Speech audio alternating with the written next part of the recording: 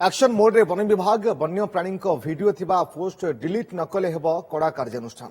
उभय आकाउंटधारी एवं social media platform उपरे कार्यानुष्ठान ग्रहण कराजिबो बोली कड़ा चेतावनी सुनाइछन्ती वन्यप्राणी पीसीसीएफ सुशांत नंद। वन्यप्राणी को निर्यातना देवार एवं उद्धार बेलर भिडियो सोशल मीडिया रे छाड़िबा एवं बेआईन भाव में दुईटी जीवंत साप रखिथिबा अभियोग रे भद्रकर मिर्जा मोहम्मद आरिफ को गिरफ्त करिछि वन विभाग। तांकु आज कोर्ट चालान पर वन्यप्राणी पीसीसीएफ कहते जे वन्यप्राणी एभली भिडियो द्वारा अन्य व्यक्ति प्रभावित होउछन्ती एवं वन्यप्राणी उपरे खराब प्रभाव पड़ुछि। एभली भिडियो पोस्ट हटाइबा पई निर्देश सत्वे अभियुक्त यह करिनथिले। आज बेआईन भाव में दुईटी जीवंत साप नेउथिबा बेले तांकु गिरफ्त करा जायछि। एथिसहित निषिद्ध वन्यप्राणी भिडियो थिबा अकाउंट को निर्धारित समय डिलीट करने को सोशल मीडिया प्लाटफर्म को मध्य नोटिस रिमाइंडर दिया जायछि।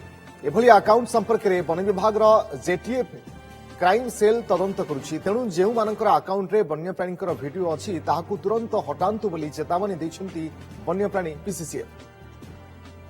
रेस्क्यू कला बेले तार वीडियो नेकी सोशल मीडिया छाड़ द्वारा अलगा लोक माने भी प्रभावित होउतले ए जिंस करिया पे जोटा कि हम वाइल्ड एनिमल पे सबुठु बड़ थ्रेट एटा प्रथम हम नोटिस देकरी तांको थ्रू विरत रहउ कहइतला अंडरटेकिंग देथिले।